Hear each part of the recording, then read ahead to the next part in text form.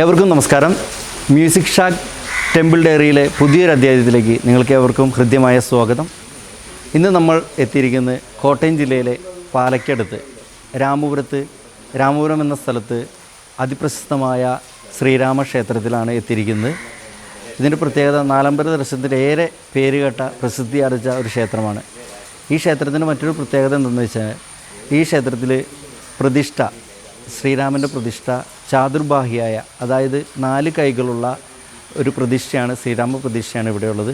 വളരെ ഒട്ടനവധി ആളുകൾ ഇവിടെ നാലമ്പല ദർശനത്തിൻ്റെ ഭാഗമായിട്ട് ഇവിടെ എത്താറുണ്ട്.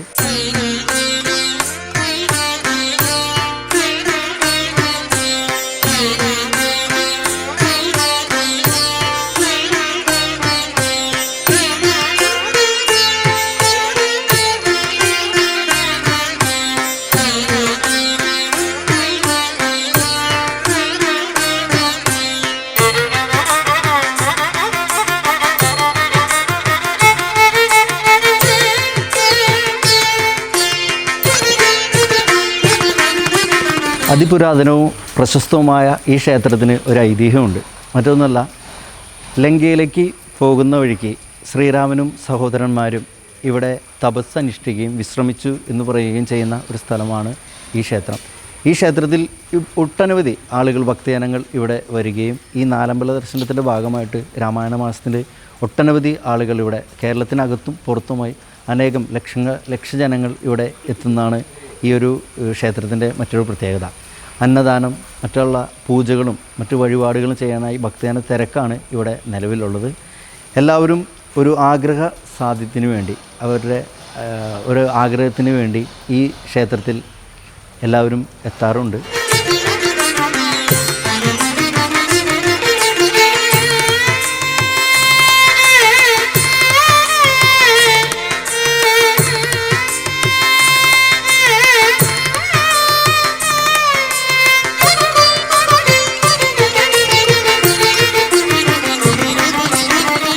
രാമപുരം ശ്രീരാമസ്വാമി ക്ഷേത്രം കോട്ടയം ജില്ലയിൽ മീനച്ചിൽ താലൂക്കിൽ രാമപുരം ഗ്രാമത്തിൽ സ്ഥിതി ചെയ്യുന്ന അതിപ്രസിദ്ധമായ ഒരു ക്ഷേത്രമാണ് രാമപുരം ശ്രീരാമസ്വാമി ക്ഷേത്രം. രാമപുരം ഗ്രാമത്തിന് ആ പേര് വരാൻ തന്നെ കാരണമായത് ഈ ക്ഷേത്രം നിലനിൽക്കുന്നതാണ്. ഈ ക്ഷേത്രത്തിലെ പ്രധാന പ്രതിഷ്ഠ ചതുർബാഹുവായ മഹാവിഷ്ണുവിൻ്റെ രൂപത്തിൽ കുടികൊള്ളുന്ന വിഷ്ണുവിൻ്റെ സപ്തമാവതാരമായ ശ്രീരാമസ്വാമിയാണ്. കൂടാതെ പ്രത്യേക പ്രാധാന്യത്തോടെ ഒരു ഭദ്രകാളി ക്ഷേത്രവും ഇവിടെ സ്ഥിതി ചെയ്യുന്നു. ഇവിടുത്തെ ദേശദൈവമാണ് ഈ ഭഗവതി. ഉപദേവതകളായി ശിവൻ, പാർവതി, ഗണപതി, ശാസ്താവ്, സുബ്രഹ്മണ്യൻ, സീതാദേവി, ഹനുമാൻ, നാഗദൈവങ്ങൾ, ബ്രഹ്മരക്ഷസ്, യക്ഷി എന്നിവരും കുടികൊള്ളുന്നു. തൃശ്ശൂർ, എറണാകുളം ജില്ലകളിലെ നാലമ്പലങ്ങൾ കഴിഞ്ഞാൽ ഏറ്റവും പ്രസിദ്ധമായ നാലമ്പലങ്ങളുള്ളത് കോട്ടയം ജില്ലയിലെ രാമപുരം പഞ്ചായത്തിലാണ്. അവയിൽ ആദ്യത്തെ ക്ഷേത്രമാണിത്. എന്നാൽ ആദ്യത്തെ നാലമ്പലങ്ങളിൽ നിന്ന് വ്യത്യസ്തമായി ഇവിടെ ക്ഷേത്രങ്ങളെല്ലാം 4 കിലോമീറ്റർ ചുറ്റളവിലാണ് ഉള്ളത്. ആയതിനാൽ ഒരു ദിവസം തന്നെ എല്ലായിടത്തും എളുപ്പത്തിൽ ദർശനം നടത്താം എന്ന സൗകര്യവുമുണ്ട്.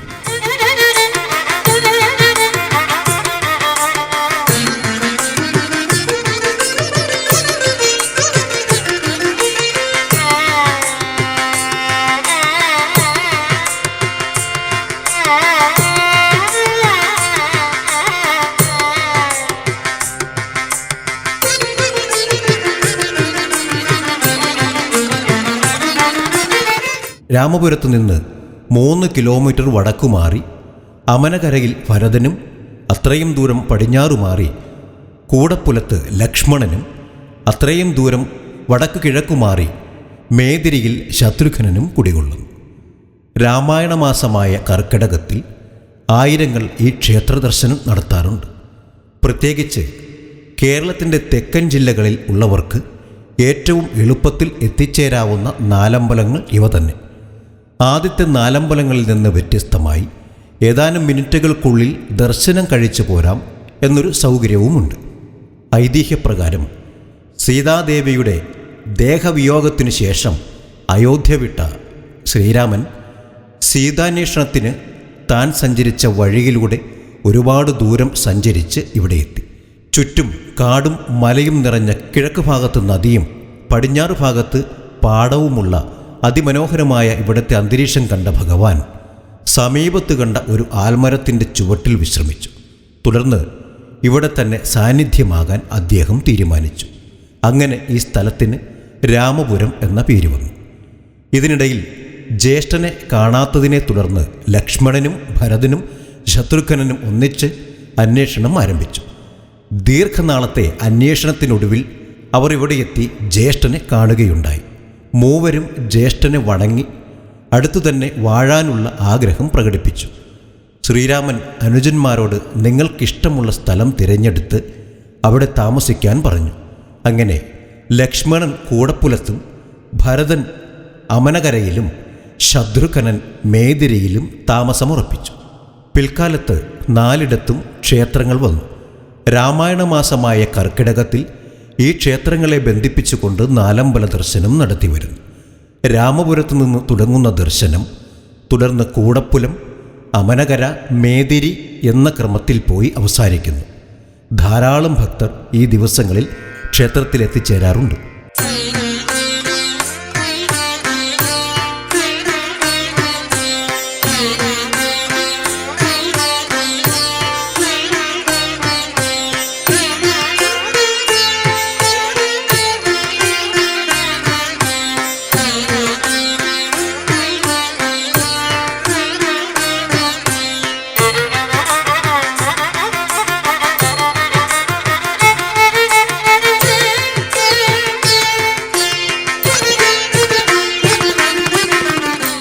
നിത്യേന 5 പൂജകളും 3 ശിവേലികളുമുള്ള മഹാക്ഷേത്രമാണ് രാമപുരം ശ്രീരാമസ്വാമി ക്ഷേത്രം.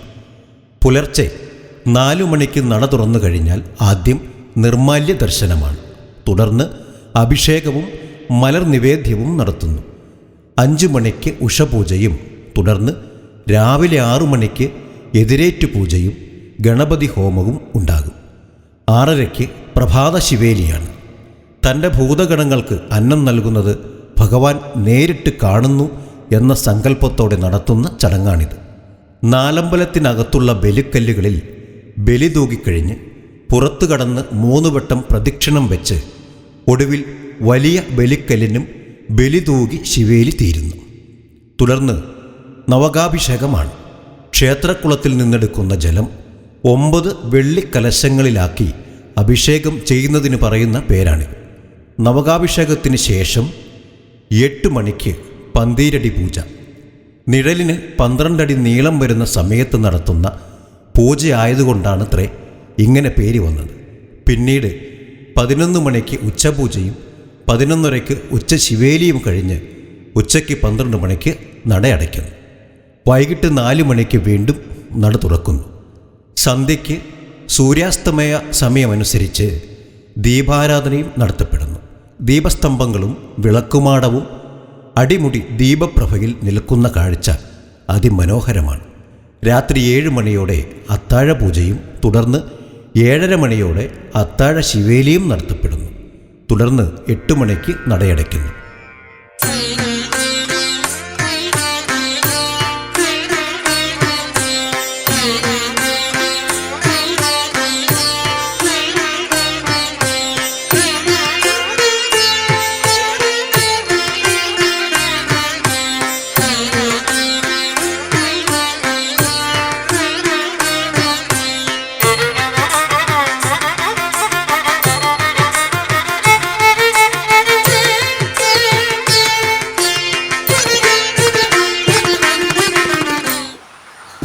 നമസ്കാരം. ഞാൻ അഡ്വക്കേറ്റ് AR ബുദ്ധൻ, രാമപുരം ശ്രീരാമസ്വാമി ക്ഷേത്രത്തിലെ ഒരു ട്രസ്റ്റിയാണ്. ഈ ക്ഷേത്രം ഞങ്ങൾ 3 ഇല്ലങ്ങളുടെ വകയാണ്. ഈ ഒരു രാമപുരം ക്ഷേത്രം കേരളത്തിലെ അറിയപ്പെടുന്ന നാലമ്പല ക്ഷേത്രങ്ങളിൽ പ്രധാനപ്പെട്ടവ ഒന്ന് തൃശ്ശൂർ നാലമ്പല ക്ഷേത്രങ്ങളും രണ്ടാമത്തേത് കോട്ടയം നാലമ്പല ക്ഷേത്രങ്ങളുമാണ്. ഈ കോട്ടയം ജില്ലയിലെ നാലമ്പല ക്ഷേത്രങ്ങൾ എന്ന് പറയുമ്പോൾ രാമപുരം പ്രദേശം, രാമപുരം പഞ്ചായത്തിൽ 4 കിലോമീറ്റർ ചുറ്റളവിൽ ആണ് ഈ 4 ക്ഷേത്രങ്ങളും സ്ഥിതി ചെയ്യുന്നത്. ഇത് ഉച്ചപൂജയ്ക്ക് മുമ്പ് പണ്ട് പൂർവികർ പറഞ്ഞറിഞ്ഞിരിക്കുന്നത് ഉച്ചപൂജയ്ക്ക് മുമ്പായി ഈ 4 ക്ഷേത്രങ്ങളിലും ദർശനം നടത്തി തിരിച്ച് ശ്രീരാമസന്നിധിയിൽ വന്ന് വീണ്ടും ദർശനം, ശ്രീരാമ ഭഗവാനെ വീണ്ടും ദർശനം നടത്തുമ്പോഴാണ് രാമപുരത്തെ നാലമ്പല ദർശന ക്രമം പൂർത്തിയാവൂ.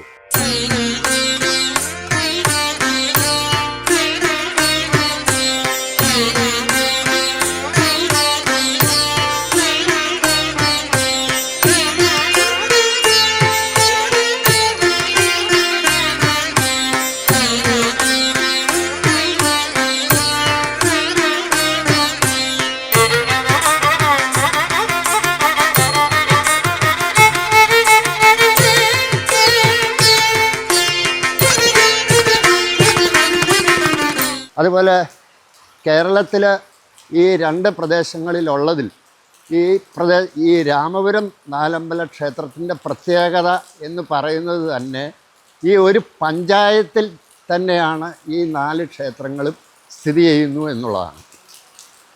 ക്ഷേത്രത്തിൻ്റെ ഐതിഹ്യത്തെപ്പറ്റി പറയുമ്പോൾ ഭഗവാൻ ശ്രീരാമചന്ദ്രൻ സീതാപരിത്യാഗത്തിന് ശേഷം വിഷണ്ണനായി രാജ്യമുപേക്ഷിച്ച് ദക്ഷിണ ദിക്കിലേക്കൊരു യാത്ര ആരംഭിക്കുകയാണ്.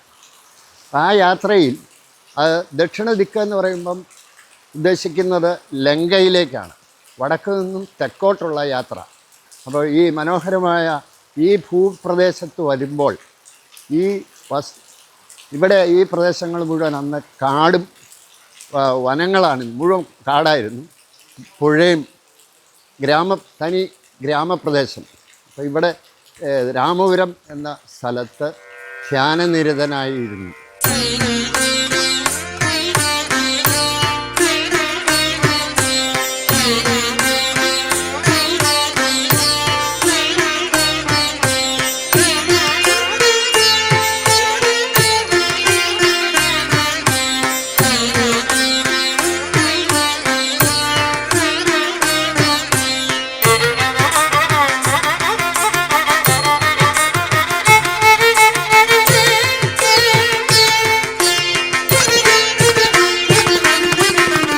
ആരോടും പറയാതെ അയോധ്യയിൽ നിന്നും പുറപ്പെട്ട ശ്രീരാമനെ അന്വേഷിച്ച് സഹോദരന്മാർ 3 പേരും അദ്ദേഹത്തെ പിന്തുടർന്ന് ഇന്ന ദിക്കിലേക്കേ വരികയുള്ളൂ എന്ന പൂർണ്ണ ബോധ്യമുള്ളതിനാൽ അവർ ശ്രീരാമചന്ദ്രനെ അന്വേഷിച്ച് വന്ന് അവർ 3 പേരും ലക്ഷ്മണസ്വാമിയും ഭരതസ്വാമിയും ശത്രുഘ്നസ്വാമിയും ഇവിടെ തന്നെ വന്ന് ഇവിടെ ധ്യാനനിരതരായി ഇരുന്നു എന്നാണ് ഐതിഹ്യം.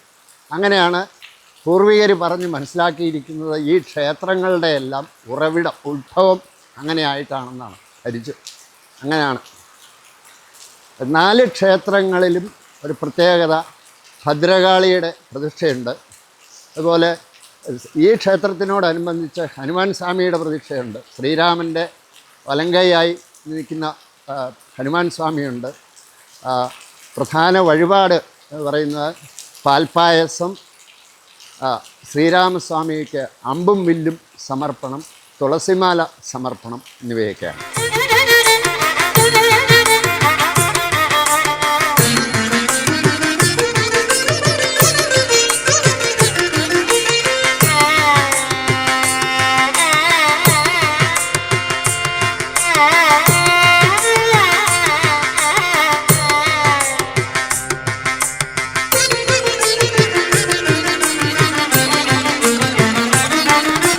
ഈ കർക്കിടക മാസം എന്ന് പറയുമ്പോൾ തന്നെ അറിയാം, ഇപ്പോൾ പ്രകൃതി ഉള്ളതുപോലെ തന്നെ ഈ 30 ദിവസവും കോരിച്ചൊരിയുന്ന മഴയാണ്.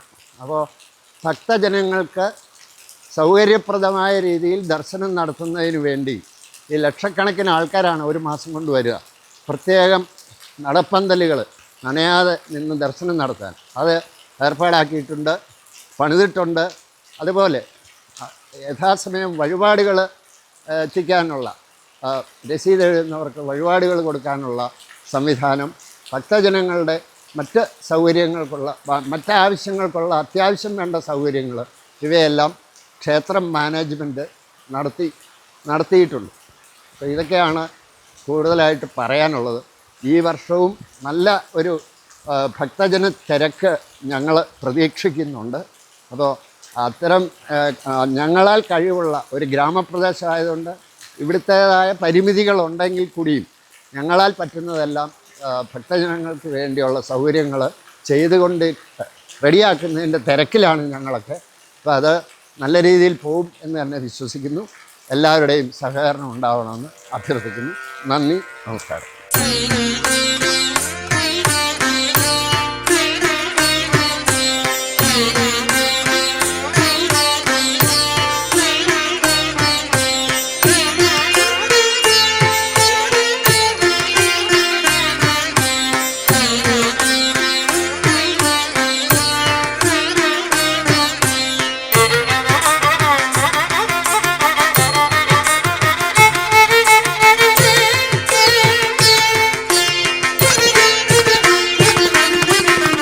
രാമപുരം ശ്രീരാമസ്വാമി ക്ഷേത്രം സ്ഥിതി ചെയ്യുന്നത് കോട്ടയം ജില്ലയിലെ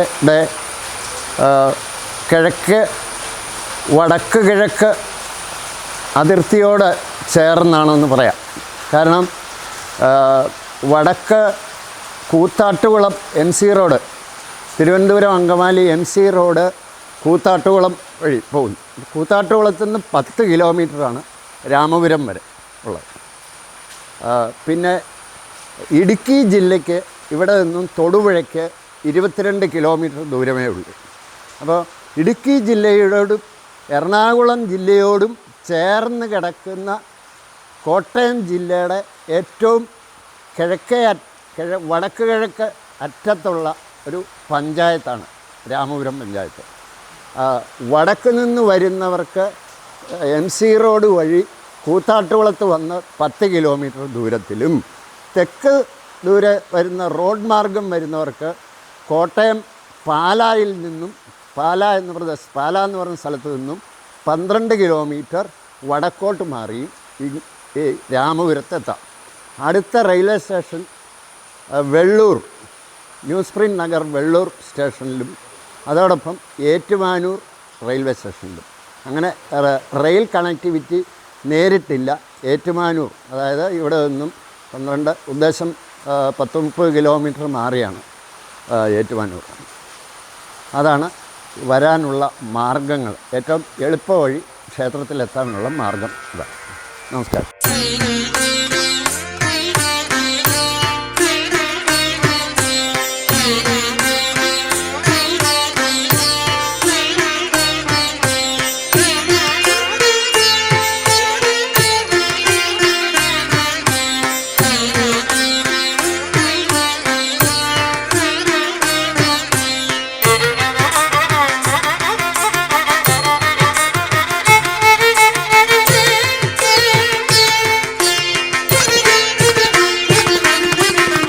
പ്രിയമുള്ളവരെ, നിങ്ങൾക്കെല്ലാവർക്കും ഈ ഒരു എപ്പിസോഡ് ഇഷ്ടപ്പെട്ടു എന്ന് വിചാരിക്കുന്നു. അടുത്ത ഒരു അധ്യായത്തിൽ പുതിയ ക്ഷേത്രവും അതിൻ്റെ ഐതിഹ്യങ്ങളും പുതിയ വിശേഷങ്ങളുമായി നമുക്ക് മ്യൂസിക് ഷാറ്റ് ടെമ്പിൾ ഡയറിയുടെ കാണാം.